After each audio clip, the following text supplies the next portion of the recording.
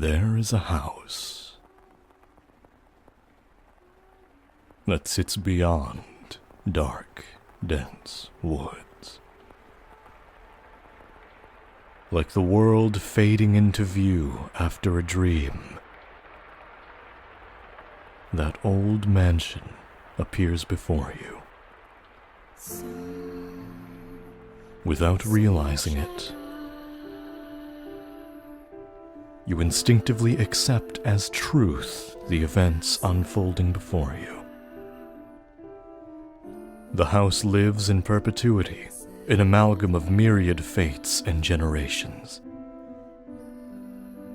No one knows who first said,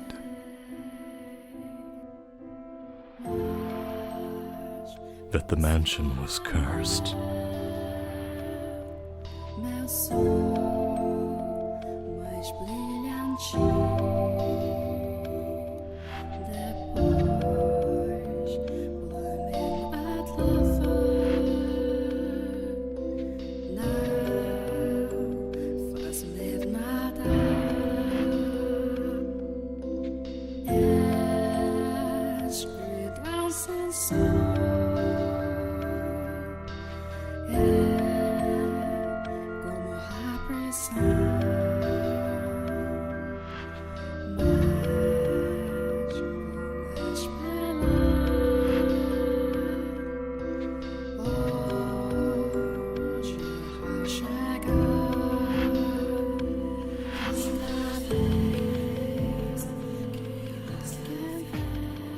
Our Father, who art in heaven, hallowed be thy name. Have mercy on me, O Father, and cast their souls into eternal damnation.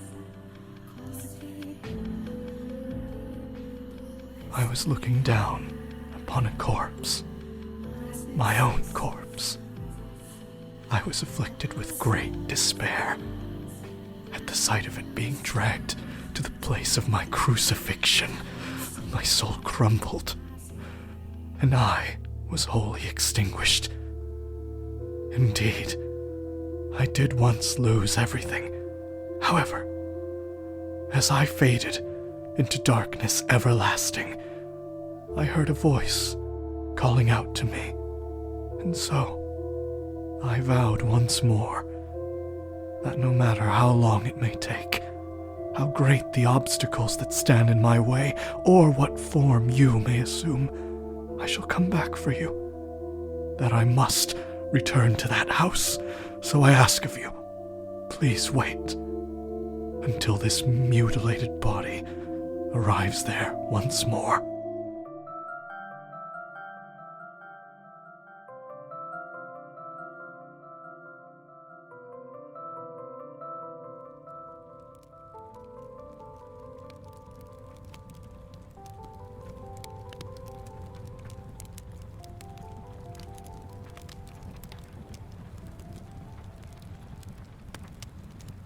The departed's consciousness, wavering like a ship at sea, was slowly drawn back to the surface. Master. With each new breath, feeling gradually returned to his fingers. Master. He could hear the pattering of rain from somewhere, Master. and the sound of a crackling fire. Wake up, Master.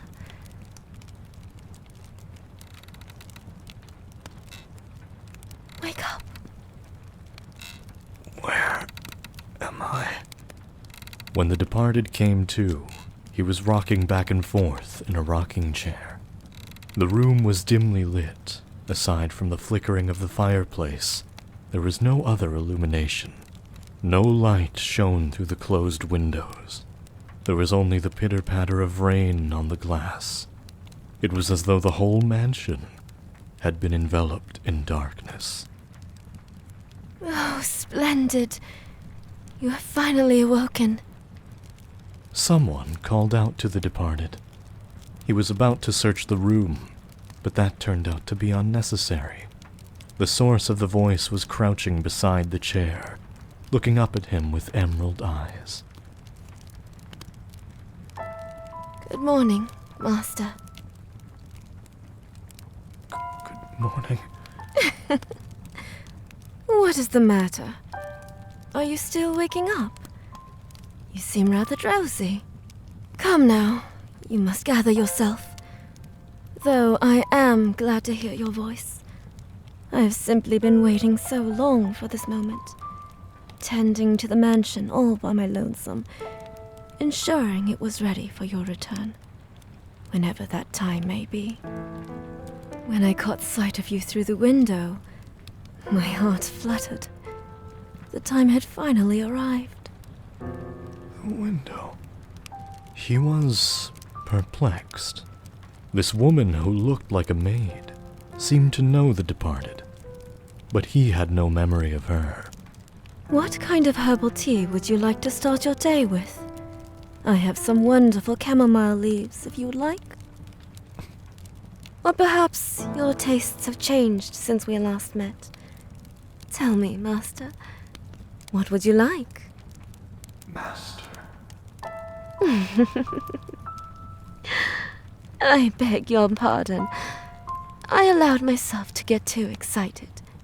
But I hope you will be sympathetic, Master. I am just utterly elated that I could see you again. Her voice is so lifeless. Though her words are lively, it all feels so empty. I don't know why, but it's incredibly sad. The woman appeared to be genuinely delighted that the departed had awoken, but she seemed to lack the energy typical of her age.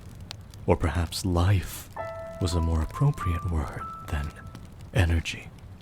But the gloom extended beyond the maid. It seemed to encompass the entire mansion. Not just her. The very mansion in which I sit is incredibly sad. The plaster walls illuminated by the fireplace and the rose engravings in the ebony pillars felt vaguely familiar, but a crushing sense of claustrophobia overpowered that familiarity. It seemed as though the house wasn't interested in accepting the departed just yet. I don't know who you are. Oh, my. You do not know who I am. I don't know anything. Do you not know who you are, either? I do not. That is quite the predicament. If you cannot remember who you are, then who am I to serve? The woman's face was pale, almost as though she was dead, like the departed. A faint chill ran down his spine. The air of death suspended around her is terrifying, though she herself is not. Do I really want to know the source of this discomfort?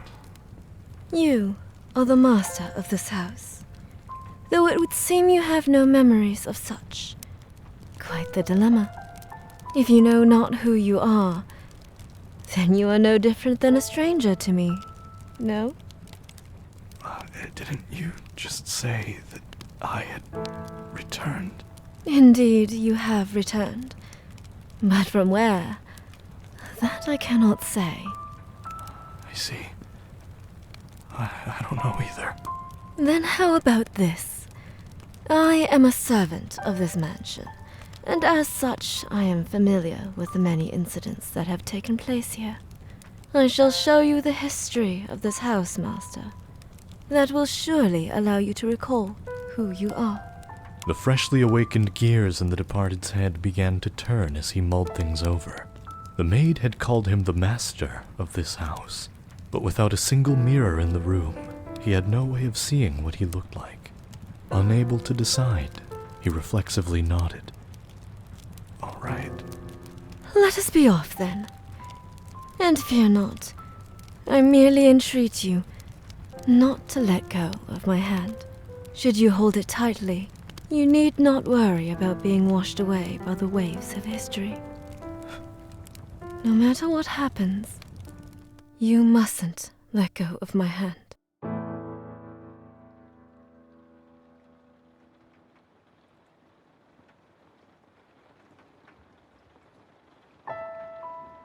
His hand in hers, he followed the maid's lead through the hall.